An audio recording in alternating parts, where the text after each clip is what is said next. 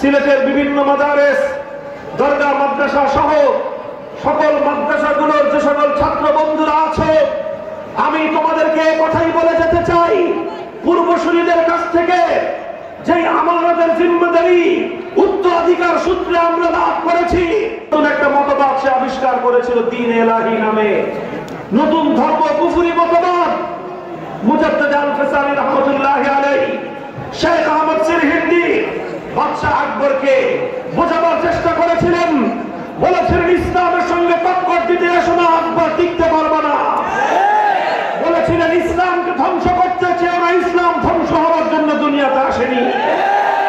তুমি তোমার পক্ষ থেকে নতুন ধর্ম প্রবর্তন করবার চেষ্টা করো না, ক্ষমতার দাপটে পেশি শক্তির বলে ধর্ম তুমি নতুন করে তৈরি করতে পারবা, কিন্তু আল্লাহর জমিনে ইসলামকে, ইসলামের আলো নিভিয়ে দিয়ে তোমার সেই বাতিল ধর্ম তুমি চালাতে পারবা না। শেখ আহমদ সিরহিন্দি মুজাদ্দিদ আল-ফিসানি বাদশাহ আকবরকে এই কথা বোঝাবার চেষ্টা করেছিলেন, কিন্তু বাদশাহ আকবরের কানে দিয়ে এই কথা ঢুকে নাই। কেন ঢুকে নাই?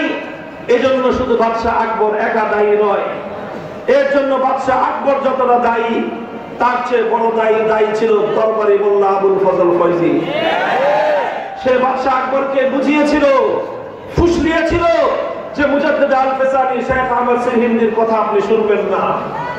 মুহতারাম হাজিরিন, কাজেই উলামায়ে কেরাম কথা পরিষ্কার, আমার আগামী দিনের সিংহ পুরুষ আল্লামা হাবিবুর রহমান রাহমাতুল্লাহি আলাইহির মঞ্চে দাঁড়িয়ে জামিয়া মাদানিয়া কাজীর বাজারের ছাত্র জনতা, সিলেটের বিভিন্ন মাদ্রাস, দরগা মাদ্রাসা সহ সকল মাদ্রাসাগুলোর যে সকল ছাত্র বন্ধুরা আছে, আমি তোমাদেরকে কথাই বলে যেতে চাই, পূর্বসূরীদের কাছ থেকে যে আমাদের জিম্মেদারি উত্তরাধিকার সূত্রে আমরা লাভ করেছি, যখনই আমাদের পক্ষে আসমানি ওয়াহির ইলম, কোরআন সুন্নাহর ইলমের আমানত যখন আমাদের পক্ষে ধারণ করেছি, এই আমানতের দায়িত্ব হলো যে কোনো মূল্যে হকের ঝান্ডা সমুন্নত রাখতে হবে। কিছু লোক তৈরি হতে হবে যারা যুগের প্রিন্সিপাল হাবিবুর রহমানের ভূমিকা অবতীর্ণ হবে। কিছু লোক তৈরি হতে হবে যারা যুগের মুজাদ্দিদ আল-ফিসানির ভূমিকা অবতীর্ণ হতে হবে। কিছু লোক তৈরি হতে হবে যারা যুগের ইবনে তাইমিয়ার ভূমিকা অবতীর্ণ হতে হবে। কিছু লোক তৈরি হতে হবে যারা ইমাম বুখারীর মতো প্রয়োজনে নিজের দেশ ছাড়তে প্রস্তুত হবে। কিছু লোক তৈরি হতে হবে প্রয়োজনে যারা ইমাম আহমদ ইবনে হাম্বলের মতো ব্যর্থঘাত সহ্য করবে, রক্ত দিবে, জীবন দিবে, কিন্তু কখনোই বাতিলের সামনে মাথা নত করবে না।